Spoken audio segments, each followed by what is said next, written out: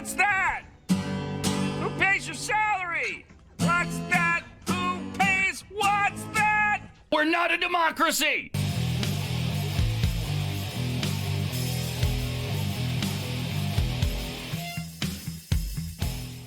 This is the Tyler Morgan Show on Relentless Daring Media Network. Welcome back to Land of Bourbon and Bad Decisions. This is the Tyler Morgan Show live on twitch.tv/Tyler Morgan Show, or maybe you're checking this out later on the YouTubes, youtube.com/@the Tyler Morgan Show, or on Rumble. Just go to rumble.com, search for the Tyler Morgan Show or Relentless Daring, and you will find this lovely, glorious face. Or maybe you're checking this out on your favorite podcast platform. Remember, if you're listening to this on podcast, please subscribe, rate, review, and share with all of your friends. Before I get into this week's craziness, or at least some bits of this week's craziness, let me tell you about my lovely, lovely beard oil. Yes, that's right. If you're going to have a lovely mane like this growing on your face, you need to take care of it. And the products I use to take care of my beard are Blue Collar Beardsman. And for some reason, I clicked the button, but it did not pop up.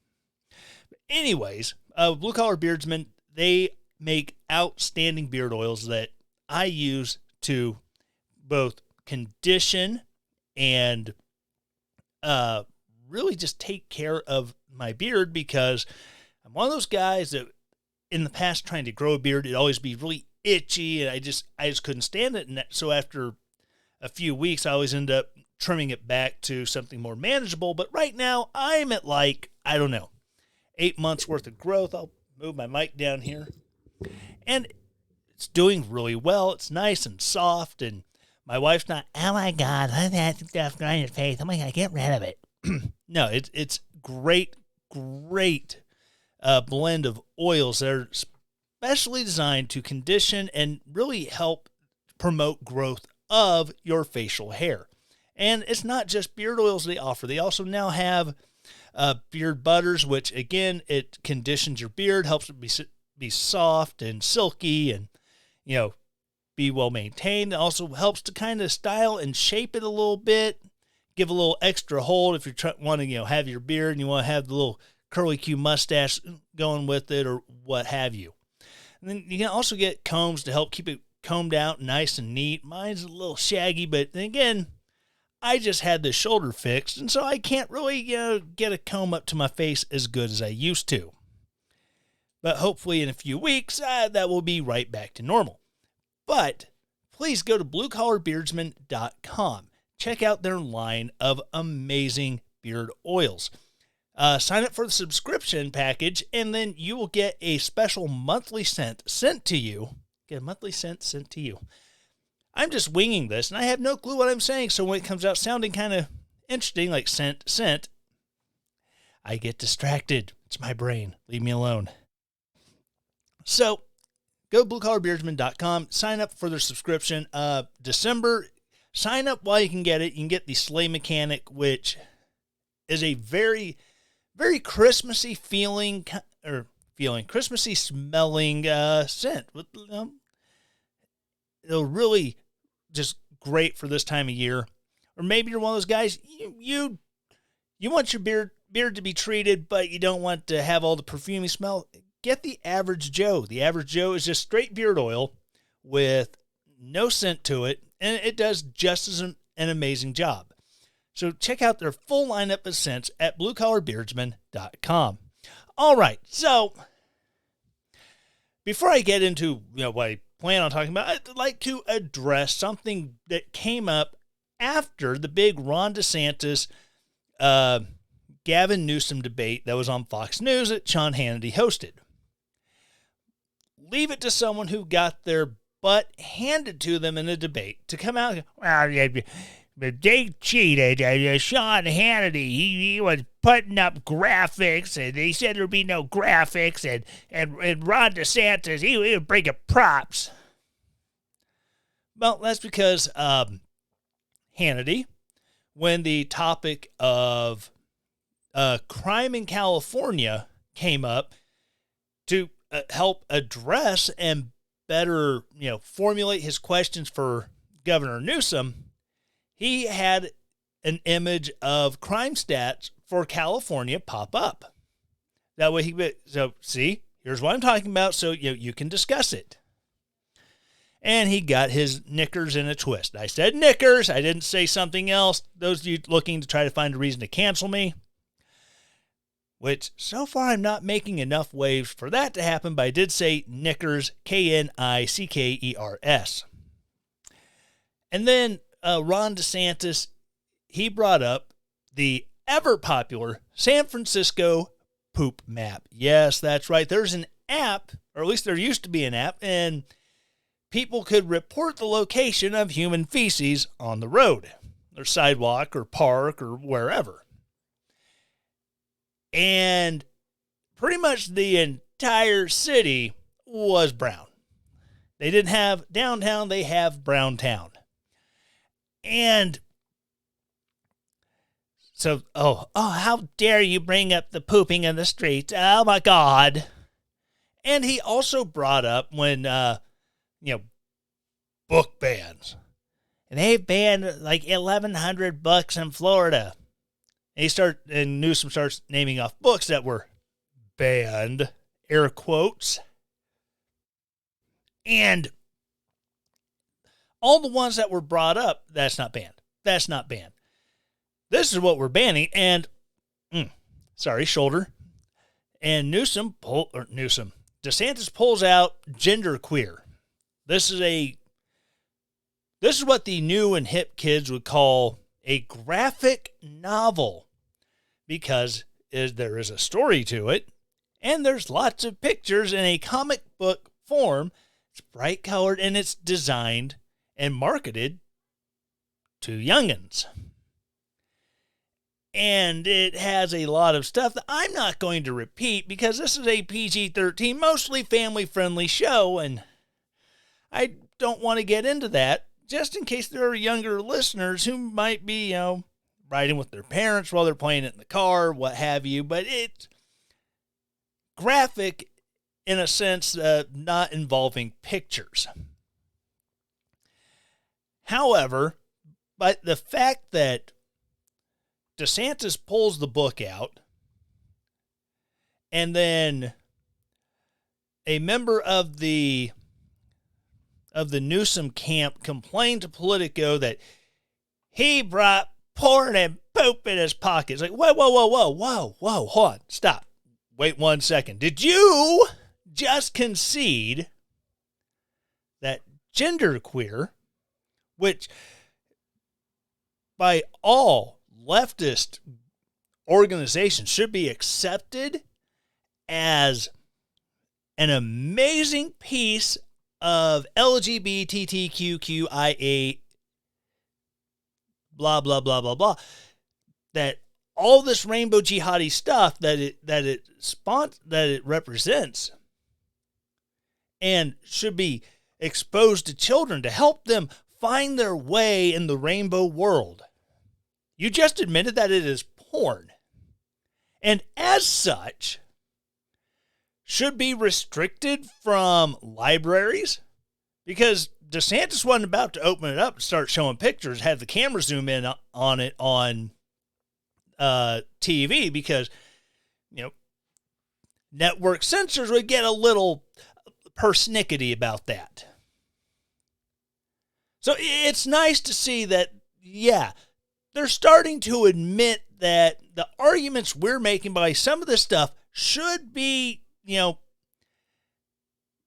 kept away from kids is a valid argument.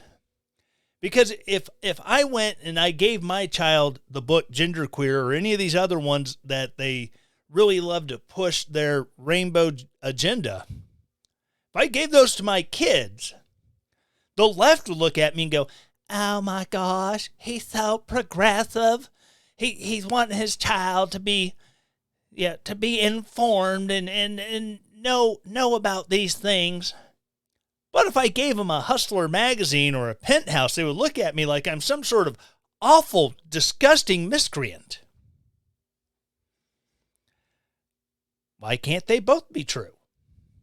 why can't the person giving genderqueer and these other books to kids be as much as a horrible miscreant as the person who goes, here, read this Playboy?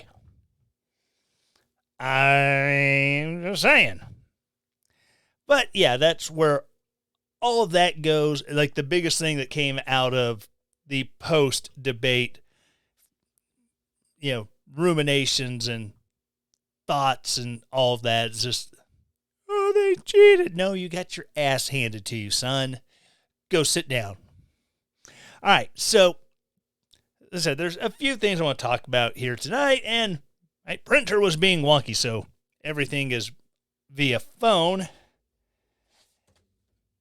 All right, so one of the amazing stories, and I love these stories, especially once all the investigation comes out and all the facts are lined out, is serial killers.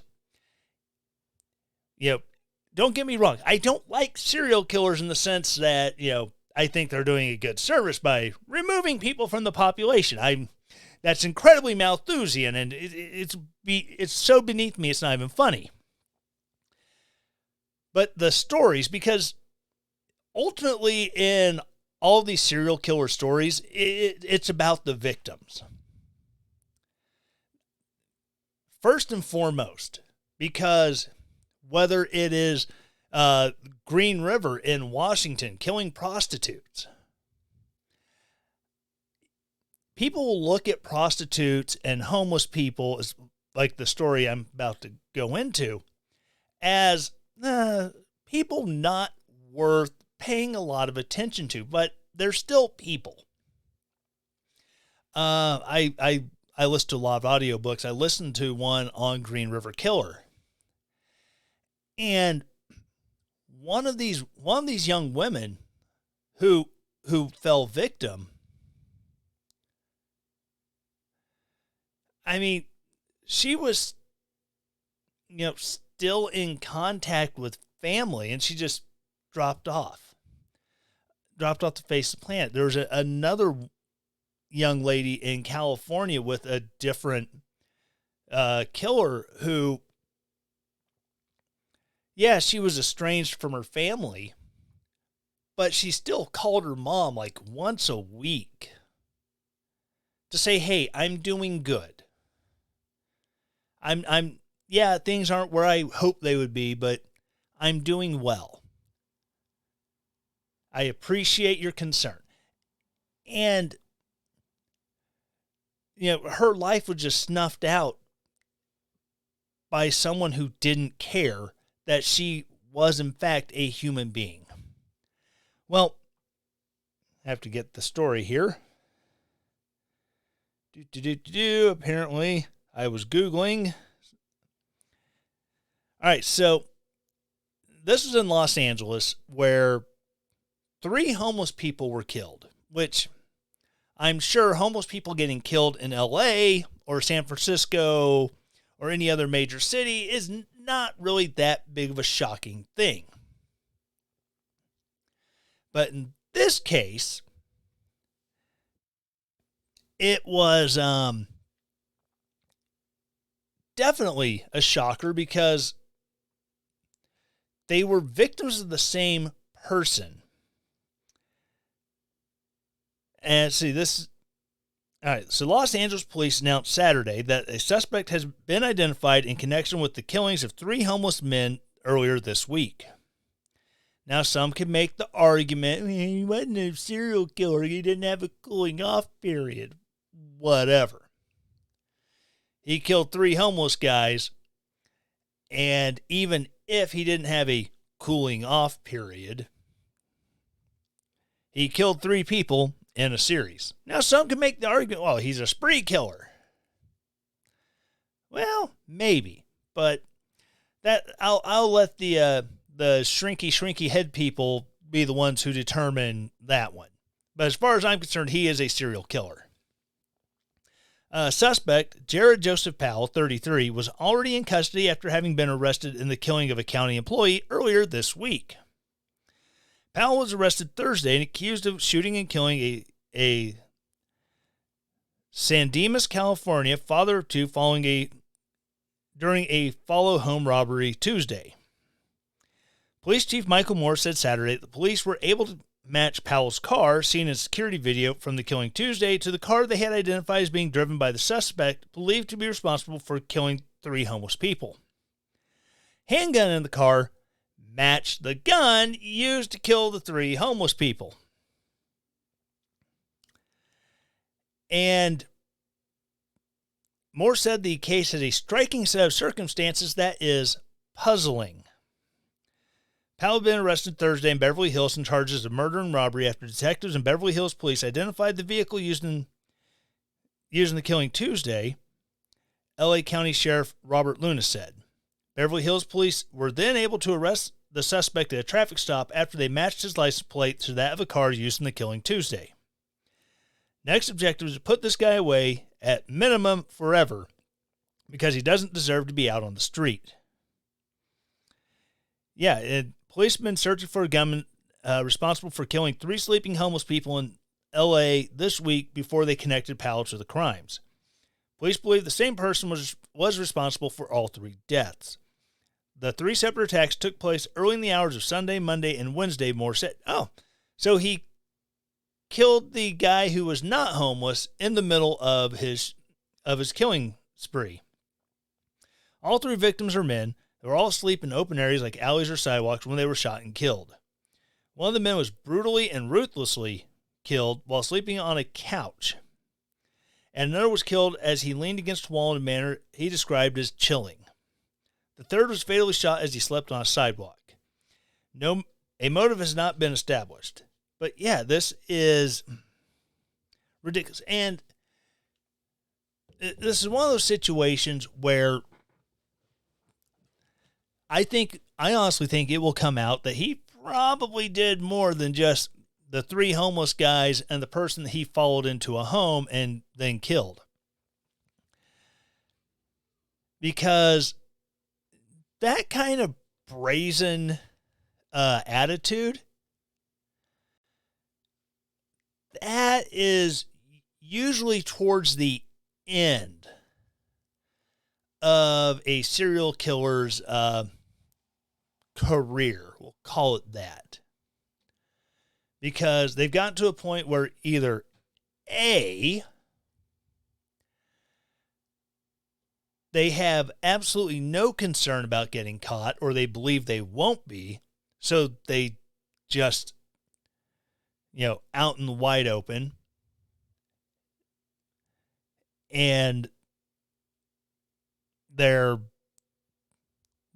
just completely detached from reality. B, this is what John Douglas would call, the one of the big mind hunter guys from the FBI. He wrote the book Mind Hunters, really helped develop the FBI's profiling program. The assassin type, where they're very mission oriented, and if they get caught in the middle of it, they get caught in the middle of it, and usually they're kind of have a bit of a suicidal bent. So if they get caught or killed in the process of accomplishing their goal, it really doesn't matter. So, it's probably one of those areas, and I don't know the details of the case.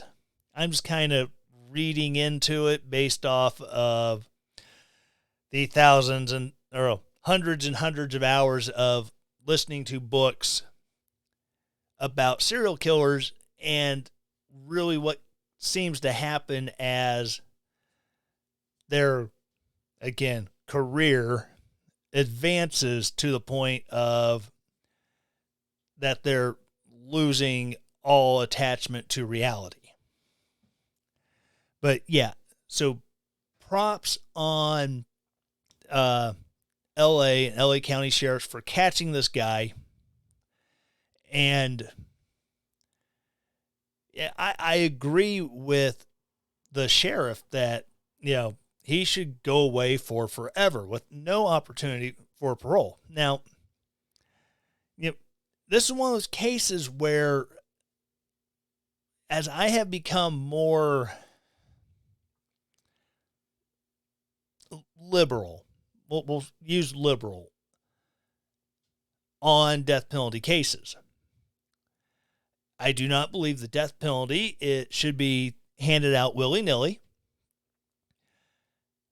I do believe that the death penalty should be reserved for cases like this. There is no amount of rehabilitation that will fix this, that will make him suitable for life in society. So, keeping him in prison for the rest of his natural life is acceptable. And I know it costs X amount per day. He's 33 years old. Say he lives till he's 80. So that's 47 years in prison. That has a big toll. Now, the death penalty, the reason why it costs so much, it's not the drugs. It is not whatever method of execution is used, whether it's lethal injection, gas chamber, electric chair, hanging. That's not the expensive part. There is some expense too, especially to, to, lethal injection because you have to buy the meds. But it's the amount of appeals. And by all means, if you're going to give somebody the death sentence, if you're going to convict them and sentence them to death, I do agree that because of the number of people who have been sentenced to death row who have gotten off because not from some legal technicality, but from we found evidence that they did not do it, and so their conviction is overturned. I think there's enough people that warrants it. Yeah, that's why you should be very sparing in giving it out. Yep. The lady who carved a baby out of a woman's stomach and went and presented this baby to the world as her own, who was convicted of capital murder because she had all the emails and the weapon and everything showing up that she was setting this up for the sole purpose of killing this woman and stealing her baby. She got the death penalty and was executed. I am for that. That is one of those cases where it was so heinous and you had so much overwhelming evidence that was completely irrefutable. Good. But, there's some cases where there's so much ambiguity, even with a crap ton of evidence, there's a lot of ambiguity. And I don't think that every case should immediately go to that. This guy, they had the gun. The gun matches the bullets used to kill 4 people.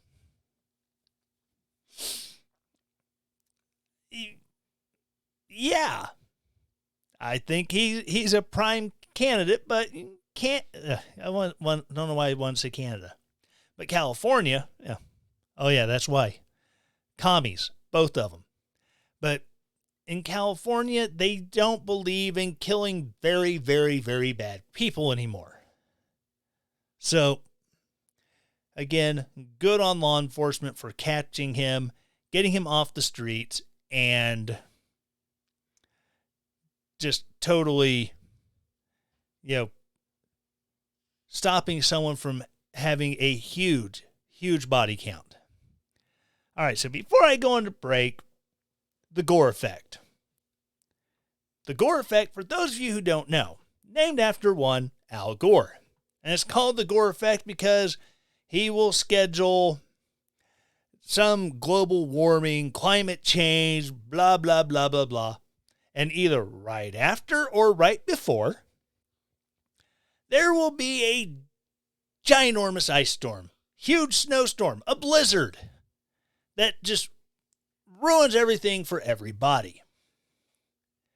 Well, coming up here in the next few days in Dubai, there's supposed to be a big global warming summit. And currently, all of Central Europe is just covered in snow.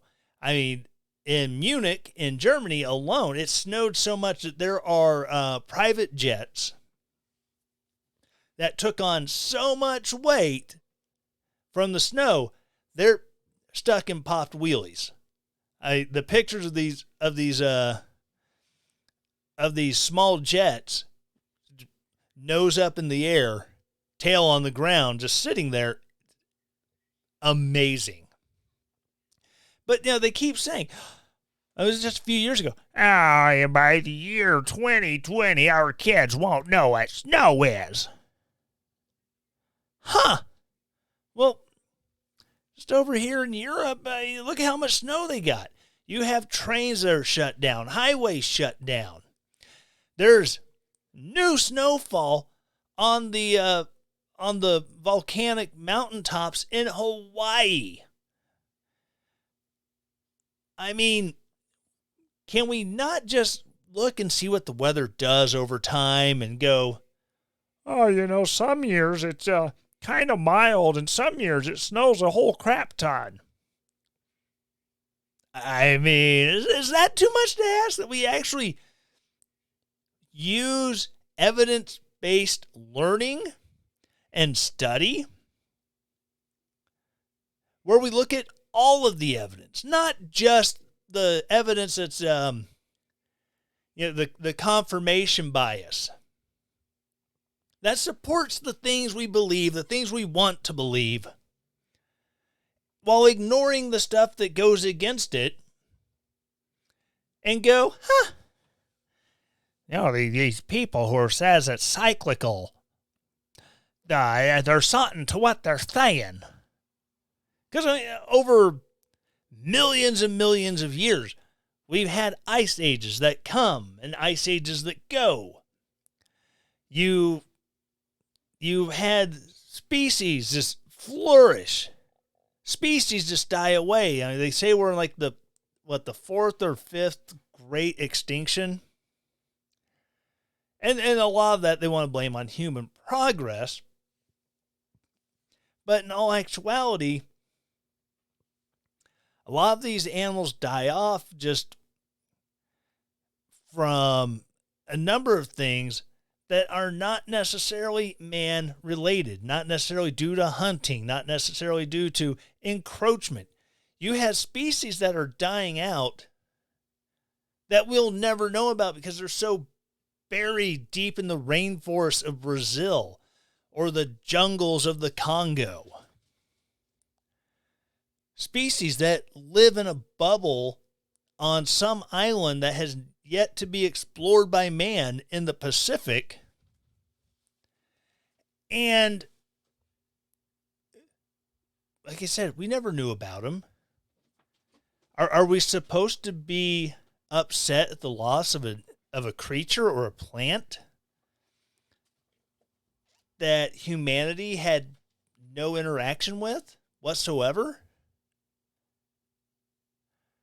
Yeah, it is sad when, certain iconic animals, thylacines, aka Tasmanian tigers, they were all killed off, by farmers protecting their sheep. And that's just one of those things that happens when man comes into wild. When man comes into contact with the wild. Man is the dominant species, and if they have to protect a resource, they're going to do it. But yeah, the craziness of the Gore Effect hitting yet again, and just people have to look at the climate change guys and go, I thought you said climate was changing. It looks perfectly normal to me to be snowing in mountainous Central Europe. in December. Just a little food for thought there.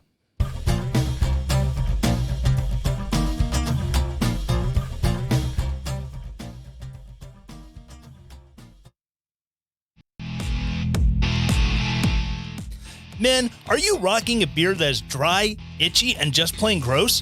Ladies, would you like your man's beard to be soft and supple? Go to bluecollarbeardsman.com and check out their line of handcrafted beard oils and support a company that knows all about hard work. Check them out on Facebook at Blue Collar Beardsman or on Twitter at BC_Beardsman and get beard products made for the working man by the working man. BlueCollarBeardsman.com.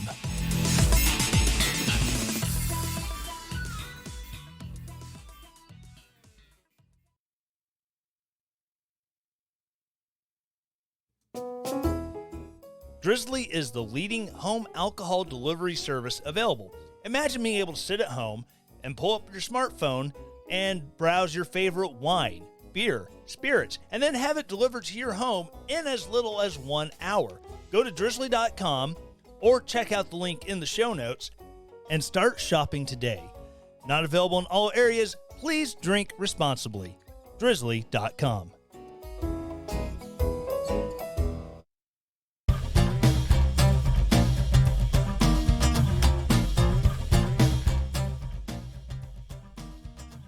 All right, so, pardon me, getting back in the swing of things. Well, before I do, got to talk to you about coffee. Why do I talk about coffee? Because I love it. You see all these lovely bottles of liquor above my head if you're watching this on video. If you're not, trust me, there's a bottle of Suntory, a bottle of Bullet Rye, a bottle of Legent, a bottle of something that came from South Dakota. Can't tell the name of it off the top of my head. My dog popped the door open, so I apologize for the loudness of the Pomeranian. The bottle of Michter's. I'm trying to do this. This shoulder doesn't work trying to point at stuff. Bottle of Sazerac. Bottle of Whistle Pig. So many good liquors, but coffee by far is my favorite drink. Especially coffee from American Pride Roasters. American Pride Roasters, they pride themselves on ordering the best beans from around the world, blending them, coming up with roast and flavor profiles that really accentuate the best flavors that those coffee beans have to offer, and getting them out to you, the consumer. And all this is done roasting at home. This is not a big roaster. This is not someone who buys third-party roasted coffee, slaps a label on it, and ships it out like some politicians with their own radio shows do with coffee. And so I absolutely love it. I don't know how many cups of APR I've drank since I got home from my surgery on Tuesday, but I've drank a lot of it, and it's amazing. And there's so many great flavors to try. Unfortunately, I do believe the Austin Peterson called me a retard blend is done. That is no longer available, but there's so many other great flavors. The Calvin Coolidge, the Frederick Douglass, which is really nice. The Teddy Roosevelt, which aside from the Austin Peterson is by far my favorite blend from them. And they also have flavored coffees too. If you're, maybe you kind of want a dessert coffee. The Hamilton Burr is like kind of like a blueberry donut. The Dolly Madison's got some great flavors. Ron's Sexual Chocolate. So many great ones. Go out, check them out, see what they have. And maybe you want some coffee drops where chocolate and coffee mixed together in a great candy snack. So many things to choose from. Check them out, aprcoffee.com. Historically great coffee. All right, so I just messed up my earbuds. I can't. Okay, now I can hear myself. I snagged my headphone cord and I can't hear squat. So the joys of doing live shows. You get my weird commentary on things going on behind the scenes. All right, so earlier this year, we all know it, Kevin McCarthy, he got voted down as the speaker and was replaced by Mike Johnson. Well, there's starting to be some reporting that old K-Dog is really not enjoying his time as a run-of-the-mill, plain old-fashioned congressman. Yes, that's right. He's having some difficulties adjusting to life after speakership and life after leadership in general. At an emotional evening news conference immediately after he was removed as speaker, Representative Kevin McCarthy gave an inconclusive answer about whether he would remain in Congress. "I'll look at that," he said. "Over the past 2 months, Mr. McCarthy has given the life of a rank-and-file member a hard look and discovered it to be a painful existence after having been at the pinnacle of his party in the House for more than a decade.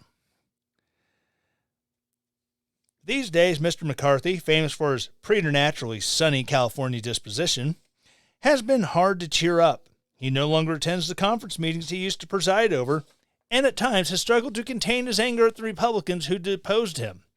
He denied the accusation from one of them, Representative Tim Burchett of Tennessee, that he elbowed him in the kidney in the basement hallway of the Capitol," which he can deny that all he wants. But Congressman Burchett was doing an interview with a PBS reporter at the time, and she verified the altercation took place, not just the confrontation afterwards that,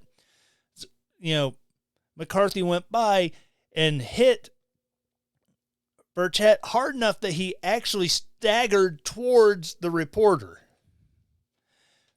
I mean, you don't hit someone that hard and then just keep walking because it was an accident and completely incidental. He has also struggled to make peace with the idea that it's time to go, even as California's December 8th filing deadline to run for re-election draws near and his colleagues expect him to leave. Oh my goodness, I apologize. When you spend 2 decades building something, it's difficult to end that chapter. Representative Patrick McHenry of North Carolina, one of Mr. McCarthy's closest friends, his life has been building the Republican majority and attaining the 3rd highest office in the land. It's difficult for any mortal to deal with an abrupt end and determine his next chapter. But the current chapter has grown increasingly untenable for him.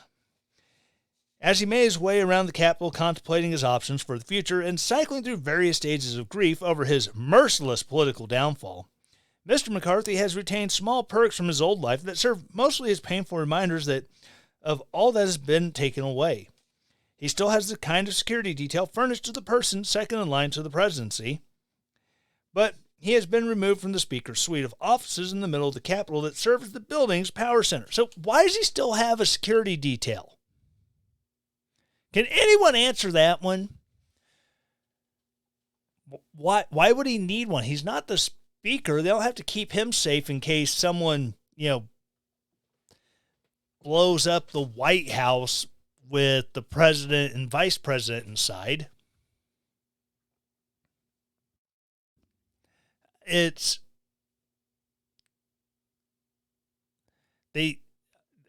what Mike Johnson is there for. Mike Johnson should have that detail, which I'm sure he does. But he shouldn't have his own personal detail just because he used to be the Speaker. He has participated in high-profile engagements such as a recent speech at the Oxford Union and an interview at the New York Times Deal Book Summit, but those were booked before his ouster. Many colleagues still consider him a skillful convener of people with institutional knowledge about the workings of a Republican majority he helped build.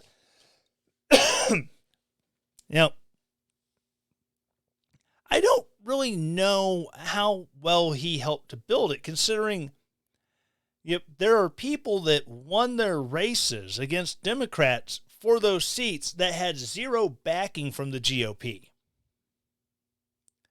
And again, who was in Congress as the Speaker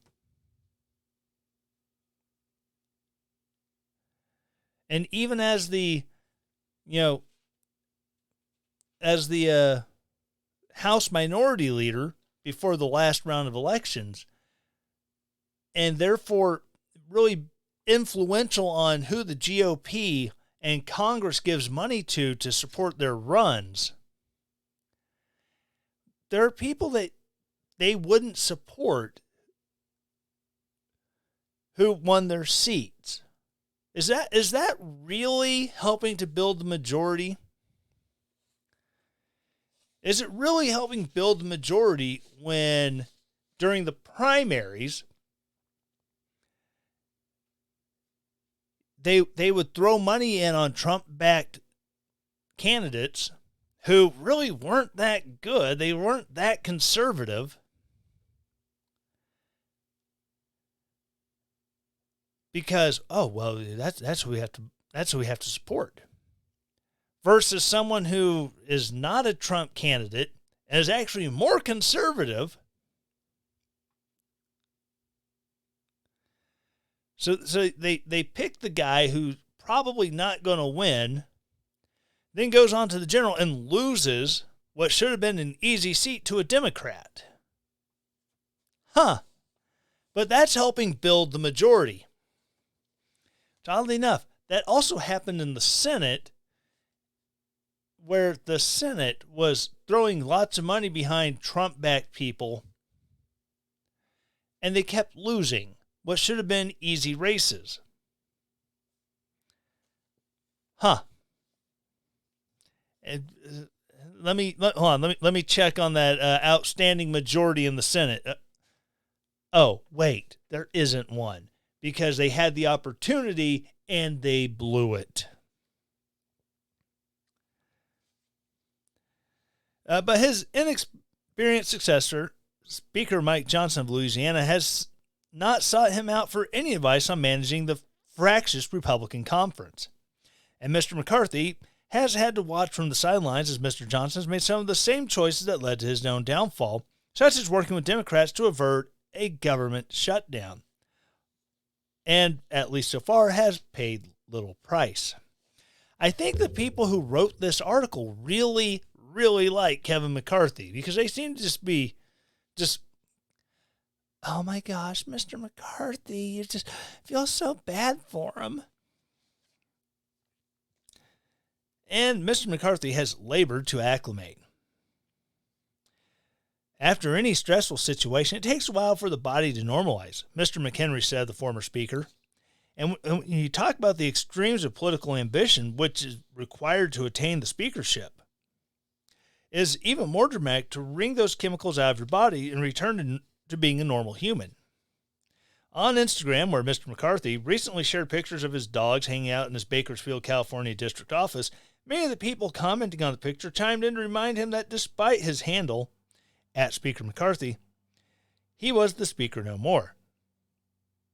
The title is technically his. No!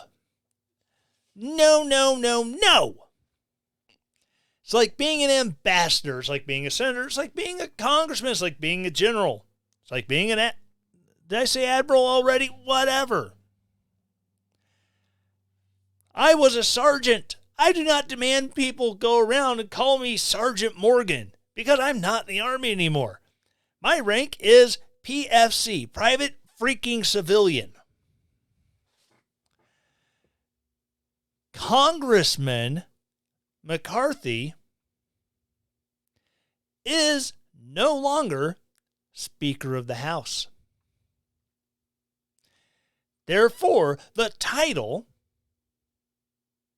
does not follow him.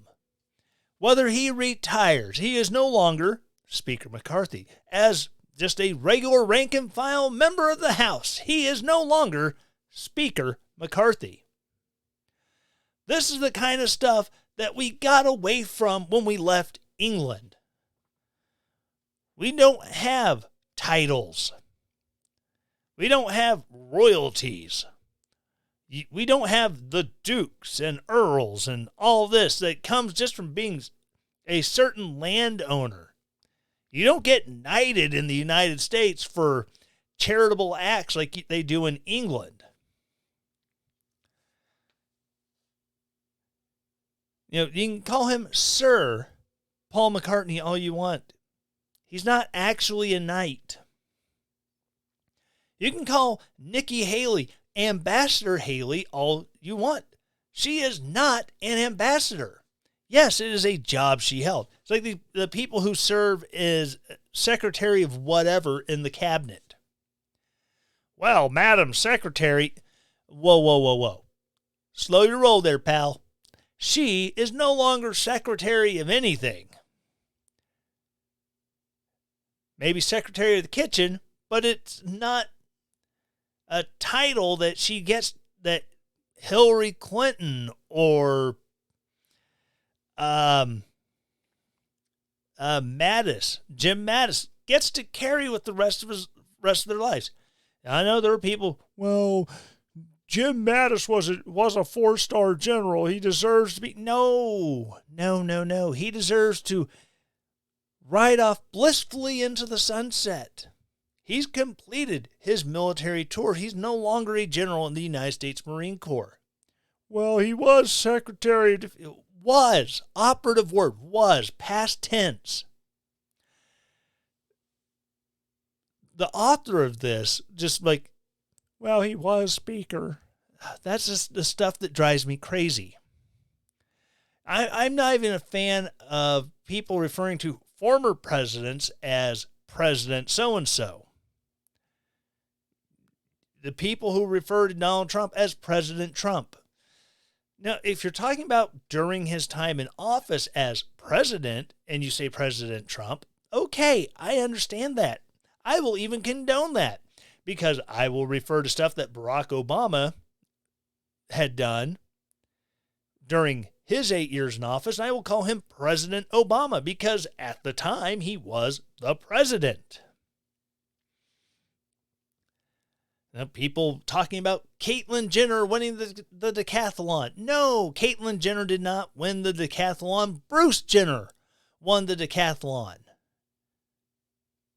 So if you talk about Bruce Jenner and Bruce Jenner's Olympic goal or his Olympic accomplishments, his other athletic accomplishments as a professional athlete. Yeah, calling him Bruce is perfectly acceptable because he did all that as Bruce. He did not do that as Caitlyn. I know there's people going to be, oh my God, he's dead naming Caitlyn Jenner. I don't care. I will never care. You cannot force me to care about other people's feelings. That is the absolute worst form of authoritarianism. But anyways, House Republicans are beginning to move past Mr. McCarthy's removal as they navigate business with Mr. Johnson at the helm. Why don't they call him Speaker Johnson? That just shows you where they're at in this, in the headspace of the people who wrote this. They will not call Speaker Johnson by the title that he rightfully has by getting voted in as Speaker of the House. But I digress. But Mr. McCarthy has not finished processing his defenestration. He is someone who has never enjoyed being alone, and an emptier schedule leaves more time to spend in one's own head. As unpleasant as it may be to hang around Congress in his diminished state, Mr. McCarthy has been forthright about the difficulty of deciding whether to leave politics and when. I just went through losing, and so you go through different stages. Mr. McCarthy said in a brief interview after his Deal Book appearance on Wednesday in New York City, I have to know that when I go, that there's a place for me, and what am I going to do, and is that best? Mr. McCarthy said he was taking his time in making a decision about whether to leave Congress, in part because he did not want to make a hasty decision he might come to regret. I have to know that if I decide that wasn't for me and I leave, I don't want a year from now to think, I regret I shouldn't have left, he said. So if I take a little longer than most people normally, that's just what I'm going through. Some center-leaning Republicans are pressing him to stay. Yeah, because that's what we need. More, we don't want to be the Democrats, but those people think minimizing government are horrible. Shut up. You have a lot of members who haven't been here that long, since Sarah Chamberlain, the president of the Republican Main Street Partnership, an outside organization allied with the Congressional Caucus of the same name. You need some senior statesmen to teach the members how the process works, and he's one of the last ones left. No, you don't need business as usual. Do you need some people who are senior and go, okay, here's how this is going to go down. Here's how we handle decorum. Here's how we handle X, Y, and Z. But you don't need the people who are going to, all right, here's how this is going to work. You're going to vote X, Y, Z on ABC measures, and 1, 2, 3, it's going to be going through to the Senate. We don't need people to tell Congress. We don't need senior people in Congress telling congressmen what to do. Explain how to do it. Explain how to use your resources that you have available. You have an idea for a spending bill. Here's how you route it through the CBO, so they can figure out, okay, how is this going to work? How will this be paid for? Will it be fully paid for? Is it going to run a deficit? How much is it going to cost over time? That's what you need to tell them what to do. Explain how to do it, not perpetuate business as usual. Ms. Chamberlain added, on a personal level, I can completely understand if he decides to leave. On an institutional level, it would be a shame to lose him. Yeah, because, Republican Main Street Partnership, these are your donor class people. They say they're Main Street, but they work with big donors and business, and they're the corporatist lobbies that give us the crazy, private public partnerships. And last time I checked, when government gets in bed with business, that never goes well. Whether it's Democrats getting in bed with the unions, whether it's Republicans getting in bed with the businesses who are trying to prevent unionization from happening, whether it's either party getting involved with defense contractors and creating these partnerships with defense contractors that keep us in never-ending wars. That is never good. And so while the people that were interviewed for this article and the author themselves, whoever they were, lament the passing of an institutional torch, should oh my God, they got me doing it. Should Kevin McCarthy decide that he's going to go ahead and retire from Congress, go back to doing whatever it was before he found himself in D.C.? Because, oh my gosh, business won't be the same as usual. While they're lamenting that, we should be happy that when old thinking leaves, it makes room for new thought. It makes room for people who are more concerned about the expansion of government. It makes room for people who are more concerned about spending ourselves into oblivion. So, Kevin McCarthy, do us a favor. Decide not to run. Decide not to file for re-election. And instead of finding the big government crazy guy that you would love to replace you, who will keep sending that pork back to Bakersfield, do a favor for the country. Find the people who want to run to replace you. Interview them. Figure out, not who is going to be best for business as usual, but find out who's going to be best for the people and representing that district. Not representing some donor in the district, not representing some faceless lobby group, but someone who will return to Bakersfield and go around and they will shake hands with the farmers around that city. Someone who knows what it's really like to work in the dirt. Someone who knows what it's like to have government be an obstacle to being able to accomplish whatever goal it is they want to accomplish. Find that person who wants to make the government govern better. And if it means governing less, support that person, because that's what's going to make the country a better place. Not someone who cares about lining their pockets, not someone who's just obsessed with pure raw power. Someone who actually wants this country to live up to the ideals on which it was founded.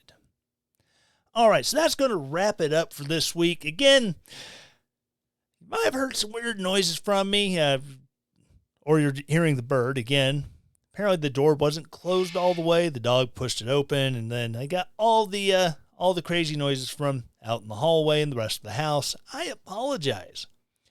But if you would like to help fund this show, so maybe I can relocate to the other end of the house and have to get some new interwebs run. That way I can, have good connection while I'm back there.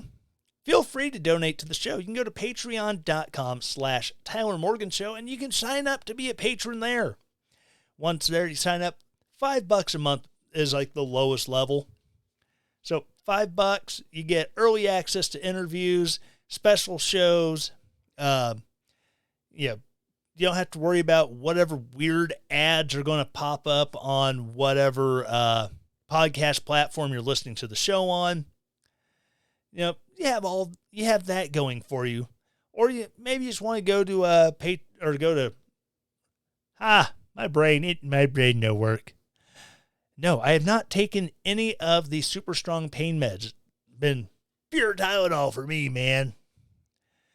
Or if you want to go to relentlessdaring.com, you can find the donate button there, and you can sign up and donate through PayPal. And again, that's money that comes into the show, and it helps to keep the show up and running, because keeping a podcast on the interwebs, it can get pricey, especially as you start buying new equipment, have to fix computers, upgrade computers, stuff like that. So anything you can do that you want to kick over to help would be greatly appreciated.